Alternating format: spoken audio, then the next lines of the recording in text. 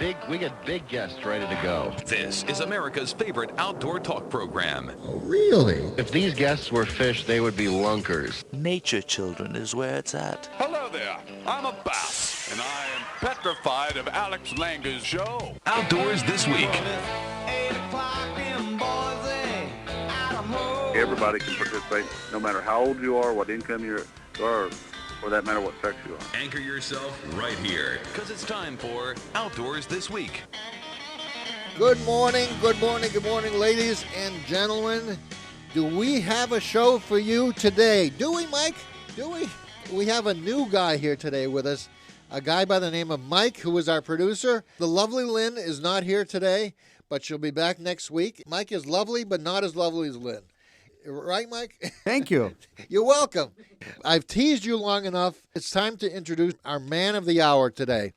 He is an Elite Series angler who is probably as well known for his lures called missile baits as he is for his angling. That's not a slap. John Crews would probably agree with me. We have a guy by the name of John Crews, C-R-E-W-S, he's one of the top 100 Elite Series anglers on the bass fishing circuit in Bass Angler Sportsman Society, and he is with us here today. He's carved out some of his valuable time to spend with all of you and also with me, and he's going to be with us today. I'm going to pick his brain about fishing lures and about his reputation as a crankbait expert. He's producing soft baits. I'm going to find out why. We're going to get to the bottom of this dirty little secret that John has been hiding from all of us for many, many years, and we're going to get to it today. Wherever you're listening to us, stay tuned because we'll get to the answer today. Also, we have our usual suspects. We have Larry Whiteley from Bass Pro Shops giving us the Bass Pro Report. We have Sammy Lee from the Bass Fishing Hall of Fame also giving us one of his great reports. If I knew what it was, I'd tell you, but I don't know what it is just yet. So we're all going to find out together. Then we have good old, what's his name, Wade Bourne. Wade Bourne from Ducks Unlimited, who has been with us for like the last year. He has brought us where to fish, where to hunt, all kinds of reports like that. So that's it. So stick around for that, and if you don't, then shame on you, and we'll be right back after this. Don't go away. More of America's favorite outdoor talk program, Outdoors This Week, after these messages.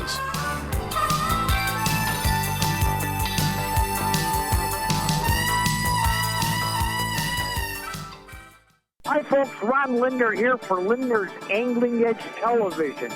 Seen this weekend, this very, very coming weekend on the Outdoor Channel and during the week.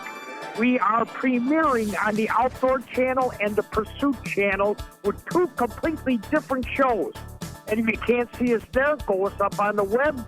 Take a look at lindermedia.com, lindermedia.com. It will give you one of the times and places that you can see us on local stations. Da-da-da-da-da. I'm going to give you a behind-the-story backstory. How about that? A little something that most people don't know and probably wouldn't care about. Anyway, recently, a man by the name of Paul Grau and his wife were tragically killed in an auto accident by a texting driver.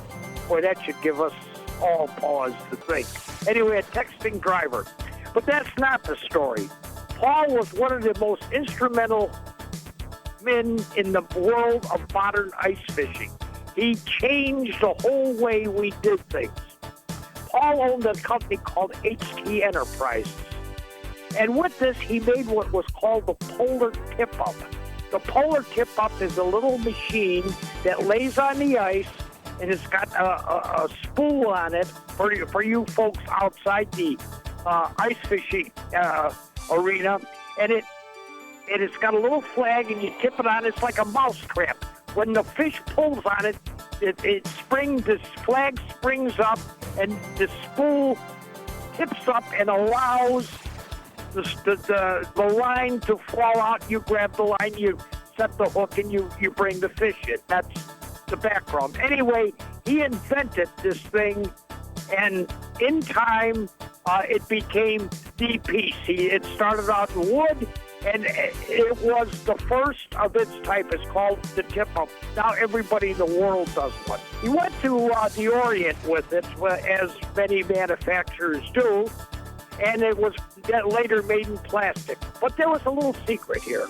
He had them do something, and a lot of these people, now they looked at the mechanism, and naturally, being the fishing business as it is, everybody's going to give you their version of the tip-up. And I don't know how many competing models were made, but there were lots of them. And most of them went to China. They might have been even coming out of the back door, the same place that he was making it at. But he had a special ingredient, and this was really... he's a good friend of mine. We did a lot of pieces by days as publisher of Ian Fisherman. We did a lot of background stories on ice fishing. A couple of people copied his version of the tip-up, and he sent it to a fellow that I know personally, a guide in Minnesota. And this guy was testing these new tip-ups on a lake near my home. And he called me up. He says, Ron, he says, these things, he says, they work just like a polar tip-up, except that the line keeps on freezing up on the spool, and that little stem that goes through there is always freezing up. And naturally, you dig a little hole in the ice, you set this tip-up up, and it's cold out, and it's prone to do that. It's in the water. And naturally, there's a lubricant on it. What everybody didn't know, and this is why for years and years and years, Paul made the finest tip-up in the world, and that all his many, many copyists never could quite conclude, is why his spool never froze up and would always pay the line out very smoothly. He was using a very, very expensive whale oil.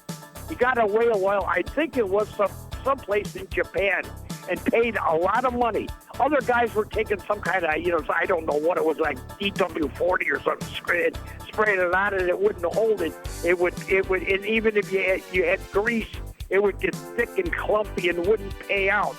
He found that this fine whale oil, the same thing they use on very expensive watches, and I might add rocket equipment. It's used on some of the stuff that we shoot out into space where it gets very cold. They use a special whale oil, and Paul was using whale oil on the spool of the tip-up. That's it for now. See you later, folks.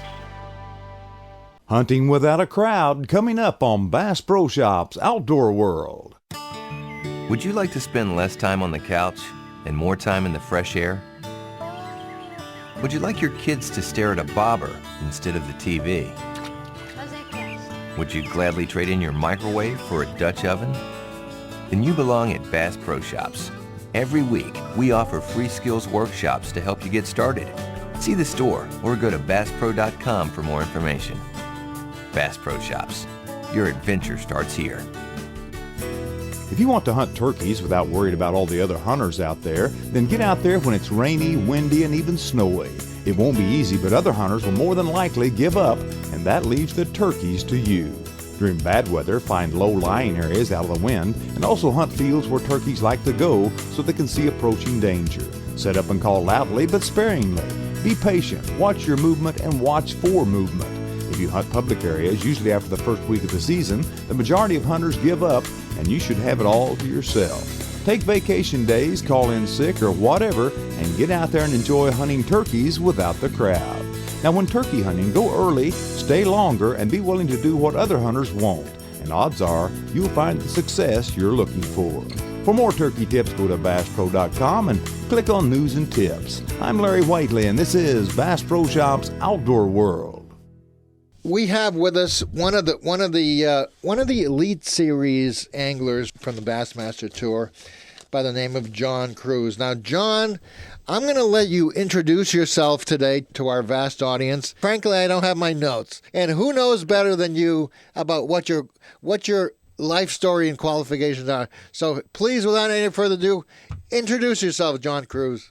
All right, my name is John Cruz, a professional bass angler on the Elite Series.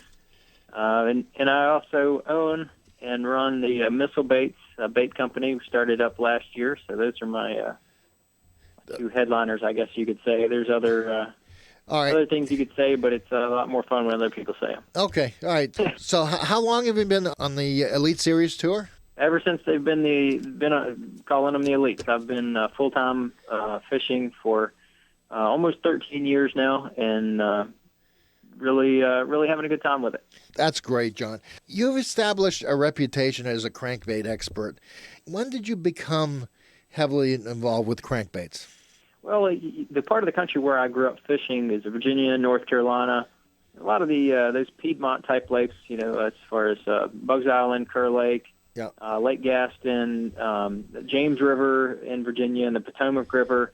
A lot of those bodies of water, shallow crankbait fishing is a viable pattern, the majority of the warm weather season. And so with that being said, I grew up fishing a lot of crankbaits. Right. And a lot of shallow running crankbaits. And so I really enjoyed, picking up the handmade crankbaits, especially, and because they were all different and unique. And I mean, gosh, I've got hundreds of them.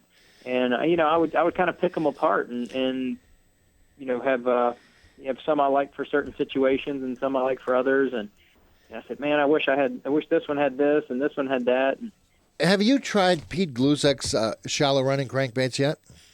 No, I have not. The little silent killer. I know all about it, but I have not tried it, and I will have to get my hands on some of those. I saw them this spring, and I haven't had a chance to pick one of those things up. They're so beautiful; they're almost ashamed to throw in the water.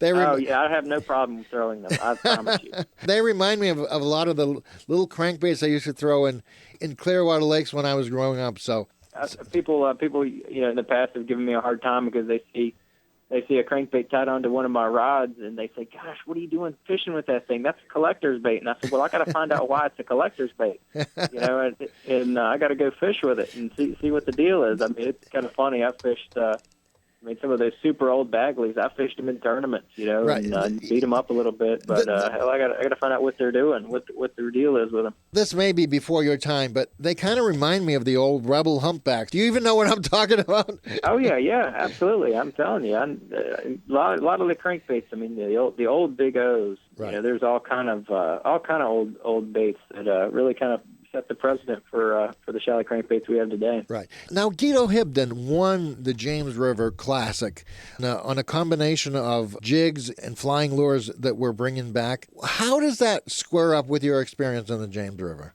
Yeah, when those three classics in a row were held on the James River, that was right when I was kind of getting into bass fishing in general. I had not really had any concept of tournaments. I was just pond fishing and, really learning all I could about how to catch them better. And those, came through Richmond right at that time. So it was kind of interesting to see them. And I didn't have much experience on the James during those years because I was about, 10 years old, 9 to 11. You were a child. That's right. I was I was setting the hook in the backyard in the ponds, doing that kind of stuff. That's what I was doing. But since then, the James River, like a lot of rivers, is one of those places that kind of goes in cycles, more so than lakes even. Yeah. And those fish move around. Some areas are better than others. Some you'll get years where a couple years in a row things are not so good, and then a few years in a row things are real good. And the James River right now is fishing as good as I've ever heard about. And I know a friend of mine just won a tournament down there, I think about 2 weeks ago on with 24 pounds, and 21 pounds was second. So wow. That place is producing some real nice fish. Listen, hang on, John. We got to take a break. When we come back, I want to ask you a lot more about your style of fishing and what we should do to catch bigger bass, all right? That sounds great. All right, come on back, folks. We'll be right back after this. Outdoors This Week with Alex Langer. You can drag your crankbait right in front of my face. Wow! Woo! Hold on to that That's a good one since 1984. Tight Lines with Sammy Lee. He is without a doubt one of the most successful bass anglers of all time and considered by many people to be the best spinnerbait angler in the country. He's two-time Bassmaster Classic winner, Hank Parker.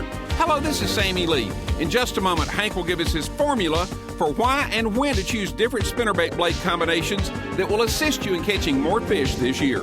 But first, this message. Your best tool for catching big fish isn't even in your tackle box. It's FishMate Pro, the app that loads your smartphone up with everything you need to catch the big ones. You get the best feeding times in the moon phase, plus all your current weather conditions, including barometric pressure and color weather radar. And when you catch your trophy, take a picture on the phone, and FishMate Pro interfaces with Facebook and Twitter. Plus, you get recipes, fishing news, and podcasts updated every weekday right in the palm of your hand. Bring more fun to your fishing with the FishMate Pro app. Find out all you need to know at fishmateapp.com. For television fishing show host and two-time Bassmaster Classic winner Hank Parker, fishing with spinnerbaits is almost as second nature as breathing. Why? Well, the record books show that Hank won over $1 million during his professional tournament career, with most of his catch coming on spinnerbaits. So Hank, with all of the many different colors, sizes, and blade combinations out there, is there a formula that you use in selecting the correct spinnerbait to be throwing today? A little formula that I use if I'm fishing in fairly clear water, I prefer a willow leaf blade. I always use a Colorado blade on the front. It catches more water and works more like a keel. When I'm using that tandem spin bait, I use it on the front like a number 2 or number 3 Colorado blade. But then my back blade, which is my primary blade, it's the biggest blade, of course, and I'll use a willow leaf if I'm in clear water, and depending on the water clarity as to what size willow leaf I'll use and how big the fish are. If I'm at Lake Okeechobee and I'm catching 8 or 9 pounders, I'm going to use a big willow leaf. But if I'm on Lake Lanier catching 1.5 or 2 pounders, then I might use a 3 or 4 size willow leaf, depends on how big the fish are. And that's just a small part of the knowledge that Hank Parker has concerning spinnerbaits, and we haven't even begun tapping into his brain yet, as I'll explain after this. When we get together again next time, Hank Parker will continue telling us about the differences in spinnerbaits. So I hope you'll join us for that most informative program. I'm Sammy Lee, and until next time, Tight Lines. Tight Lines, brought to you by FishMate, the ultimate fishing app for your smartphone. By UFP, America's leading maker of brake systems for boat trailers. And by SmartBaits, color changes everything. To get your official Tight Lines souvenirs like keychains, t-shirts, hats, and more, be sure to go to tightlinesradio.com for more information. Thanks a lot, Sammy Lee, and we have a future member of the Hall of Fame for you here, John Cruz. John is an Elite Series angler. He's been on the tour for over 10 years. I mean, ever since the Elites have been the Elites, he's been on the tour. He's got a series of baits himself that he's marketing lately. It's called Missile Baits. You've probably seen it. I've seen a lot of it on the internet. How are you marketing the baits? There's a number of different ways. Being that I fish on the Elite Series tour and I'm able to work with a number of outdoor writers for the current sponsors that I have, it gives me a platform to be able to utilize that as well. And on the pro staff, we've got Ish Monroe, who is one of the best promoters and hardest working guys in the industry. Ish is great. He's been a guest on this show many times, and he's just he's wonderful. He is, and so not only is he promoting the baits, but he absolutely loves the baits. Really. A couple of days ago, he sent me a text. He said, make sure you bring some green pumpkin purple fuses for next week. Make sure you bring these different baits for the various tournaments. What kind of baits do you make with Missile Baits? We got 6 different shapes. And really, we started with 5. We added the fuse this spring. And we've also got a shaky head that kind of goes hand in hand with that new fuse bait, which is a shaky head type bait. What's the fuse bait? This isn't TV. We got to use the theater of the mind to explain to people what the fuse bait is. The fuse, the latest bait we came out with, it's a 4.5-inch finesse worm type bait, but it got craw appendages at the end of it, and all the dimensions are tapered for finesse fishing, for shaky head fishing, and for drop shot fishing. It's the easiest way to explain it. That bait has it's neutrally buoyant, and it's got a ton of action when you just barely move it. So it's something that I've been needing in my arsenal. We came out with the first 5 shapes last year, and as I was fishing last year, I really realized that that was a bait we were missing. But starting in that first year, the home run of the lineup so far has been the D-bomb, and that's a ribbed body creature type bait. It's about 4.5 inches long. That's the bait that Ish was using last year when he won the Okeechobee Bassmaster Elite event with over 110 pounds in 4 days. So that bait is it's amazing how quickly that bait is catching on, and it's pretty cool to see and hear all the stories about guys catching all the big fish on it. We had one guy out in California catch a 14 plus. Really? On the D-bomb. Holy cow! Absolutely. What is it about the D-bomb that works? Well, there's a combination of things. When you pick the bait up, people realize how soft it is. Yeah.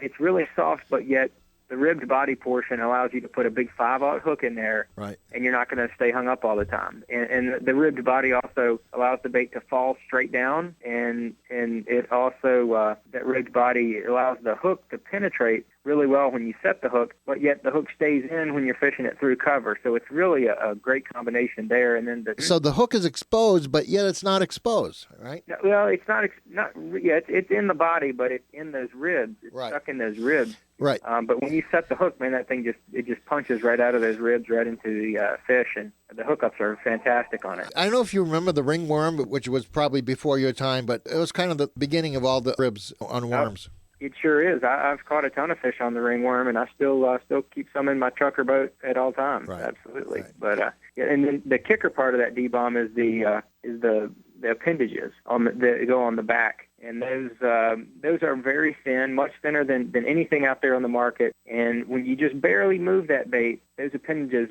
they flow real naturally in the water, and that's when the bait really shines above anything else. It's when you really need to fish it slow. You need to move it real subtly. And it's hard to find a heavy-duty flipping bait like that has a lot of action when you just barely move it. I agree. I mean, it's perfect for zero speed control, if for lack of a better word, right?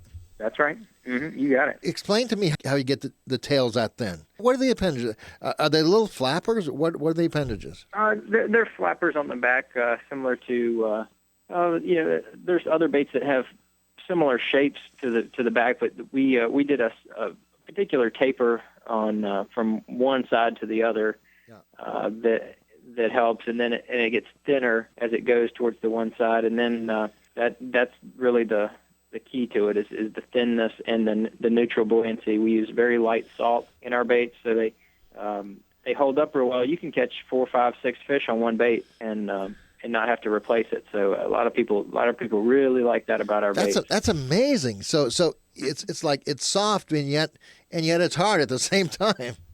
Right. Well, yeah, the hook stays tied up in there. Yeah. But yet it's soft. Exactly. So the hook's not ripping through the bait and damaging it, but you can still catch bass on it. Wow. That's right. Yeah, and all the shapes have similar characteristics to where they're unique, very functional, and the actions are exactly what I need on tour, and that's kind of the way I designed them. I designed them to where I got the action and the functionality that I need to catch fish at the highest level, and I figured if it's good enough for what I need, it'd be good enough for people all over the country of any skill level that wants to go catch a bass. So tell me about some of the other shapes. The other flipping bait is the missile craw, and that's a 4-inch crawfish shaped bait.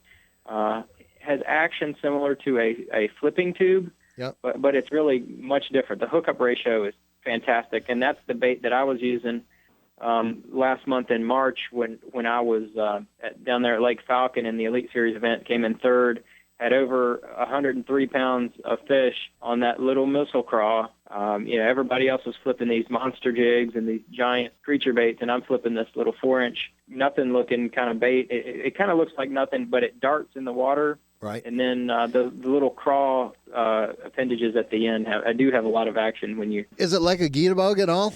No, it's not. It's much thinner than a Guido bug. Okay. Guido bug, it's a bigger, wider, bulkier bait that displaces more water. This is a very thin, compact package. It's very good for punching mats, and that's really what I designed it for. But man, people are doing everything with that thing.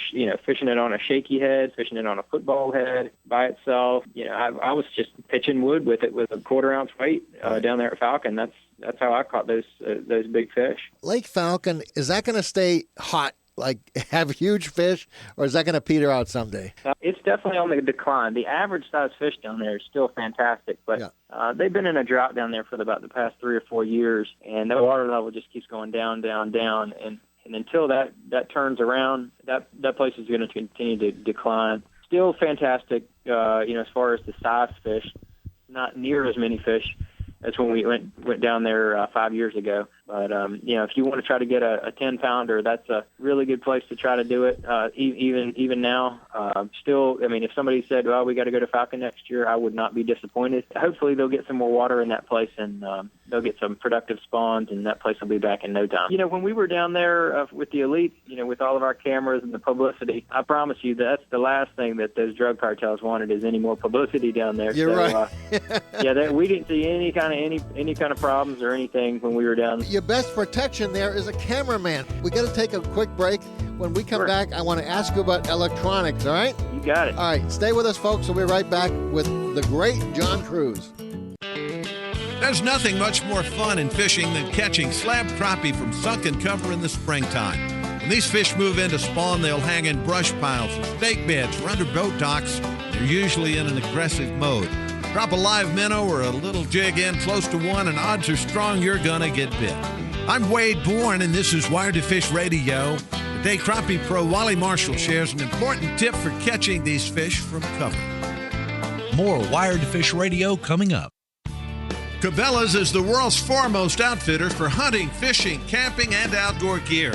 They offer more gear than anybody, best selection, prices, and quality, all backed by Cabela's legendary guarantee. Shopping with Cabela's has never been easier or more convenient. You can outfit all your needs through Cabela's catalogs, website, and their many stores. Check them out at Cabela's.com. Cabela's, the world's foremost outfitter. Imagine yourself at the wheel of your boat. You look up and suddenly see another boat headed straight for you on a collision course. Only a few seconds remain to make the right decision. What do? On average, a sportsman dies in a boating accident every other day. Too many sportsmen don't know the basics of boating safety and pay with their lives. I'm Wade Bourne. Do what I did. Take a safe boating course from your U.S. Coast Guard Auxiliary, Power Squadron, or state boating agency. Boat responsibly. For more information, visit uscgboating.org. This is Wired to Fish Radio.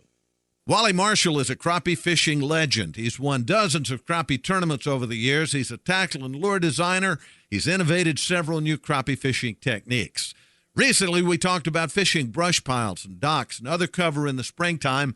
Wally shared an important tip for getting crappie to bite. And I fish from the top down, not from the bottom up. That's what people really need to key in on, because crappie's eyeballs are on the top of their head, and they're always looking up, and they attack up. They don't go down and pick up a bait off the bottom like a catfish or a black bass.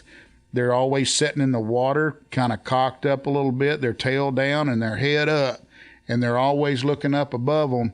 In any kind of splash or any kind of flash, especially when you're shooting boat docks or you're dropping it down in a cedar tree, that splash, they can hear that when it hits the water, so they know something's in the water right there.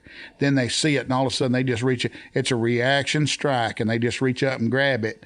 Then you can just suck them out of there. So fish shallower rather than deeper for crappie. As Wally Marshall says, they'll rise up to take a bait a lot more often than they'll swim down to get one. And that's today's Wired to Fish Radio. I'm Wade Bourne saying thanks for listening and get outside. Thanks a lot, Wade Bourne. And we are with the legendary, may I call you the legendary John Cruz? Do you mind that? I'll call you anything you want to call me. That's fine. All right. The legendary Alex Langer is speaking with the legendary John Cruz. I like that. That sounds good to me. I want to ask you about electronics. You said some of the most underutilized things in an angler's boat are the electronics. Right. What did you mean by that? The majority of all anglers don't understand how to utilize the electronics and the technology we have today to translate into catching more fish. They're cool tools. People can idle over places with the down scan and the imaging that they have on the lure-ants and the hummingbird nowadays, and see all these different amazing looking things on the bottom but understanding how to utilize them and your water temperature and all these things, how to utilize that to catch more fish is what a lot of people, I think, don't take advantage of. Do people not integrate all the information? You know, if I were to put my finger on it, I don't think people are effectively integrating all the information they have at their fingertips. Well, let me give you a perfect example of how, in my opinion, most anglers don't utilize their electronics. When I'm fishing down the bank, whether I'm fishing in Florida, Tennessee, Texas, wherever I'm fishing, I'm constantly glancing down at my graph.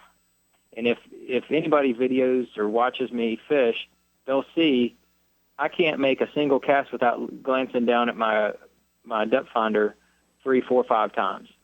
And what I'm doing is I'm keeping a mental picture of how deep it is, and that's helping me understand, you know, what's under the water. Where some guys bank fish, that's really kind of your eyes underwater to fish the underwater banks, so to speak, right? Well, exactly. Even though I may be fishing the bank, and it's 6 feet, and it's 6 feet, and it's 6 feet, and it's 6 feet, and it's 6 feet, and then all of a sudden it's 12 feet, it's 12 feet, and then it goes back to 6 feet, and I'm just going in a straight line. I'm gonna probably turn the boat around and say, what was that? Right. There was something right there. There was some kind of ditch right there. There was some kind of, channel swing. There was something there. And more than likely, there's going to be some fish around that because that's different. How good are electronics? I remember in the old days, electronics would just tell you there's a dip there. But can't you see exactly what's down there right now? To an extent. If you idle over it with some of the new technologies, those various imaging technologies, you can see exactly what's there. But if you do that at times, if it's too shallow, you can spook the fish if you idle over. Right. So, if you're fishing and you want to catch the fish at that time, you may need to swing around and fish it and find out exactly what's down there. I tell you, there was a number of years ago, probably 5 or 6 years ago now, I was down in Florida, and I was fishing kind of a grass line, and it was about I'd say 4 feet or so, 3 to 4 feet, and it's going down 3 to 4, 3 to 4, 3 to 4, and then all of a sudden it goes down to 8, and I can see there's a brush pile in Florida. I could see it's a brush pile. Yep. As I'm drifting across it. And I said, well, that's interesting. So I went down a little bit further, and it stayed at 8, and then it came back up to 4. So there was a depression there, and somebody had put a brush pile or a tree or something in that little depression. Yep. And so I spun the boat back around, lined up right where I saw that cover, and threw a worm in there, drug it into that brush pile, and I caught a 4-pounder. Wow. And I put that fish back. It had a black mark on its, on its head. Right. Put that fish back. Came back in the tournament a few days later.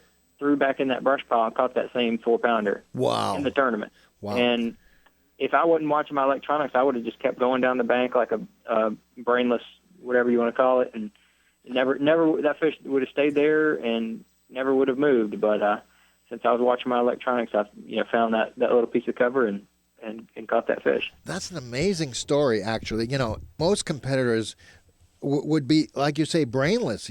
They would have completely missed that. Super important when you're fishing offshore. Fishing ledges and fishing points and brush piles and right. That kind of stuff is to keep an eye on how deep you are. John, we got about a minute to finish up the show here right now.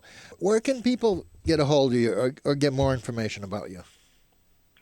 We've got all over the web with got my personal website, johncruise.com. Okay. We've got a very comprehensive website at missilebaits.com. It's MISSILEBAITS, missilebaits.com. And we've got a list of dealers on there. There's some dealers that aren't on there because they buy through distributors, but we're rapidly increasing our dealers, and the baits are just getting really hot. So if you want to try to catch more fish, I think that the missile baits can help you do it. Plus, I'm also pretty active on the social media platforms on Facebook and Twitter, and with missile baits and with my personal sites. So there should be easy access all over the internet to pick up on me. You're plugged in, so people would have no problem getting a hold of you at all. John Cruise, thank you for being with us. And good luck on the trail. We'll have you back again real soon, all right? That's right. Yeah, I'll take all the luck I can get out. So I appreciate you having me on. Thank you. All right, John, thanks a lot. And I'm sure our audience appreciates it, and so do I. John Cruz, there he goes. Folks, that's it for another Outdoors This Week. We'll be back next time on Outdoors This Week. Bye-bye. Alex Langer, Outdoors This Week.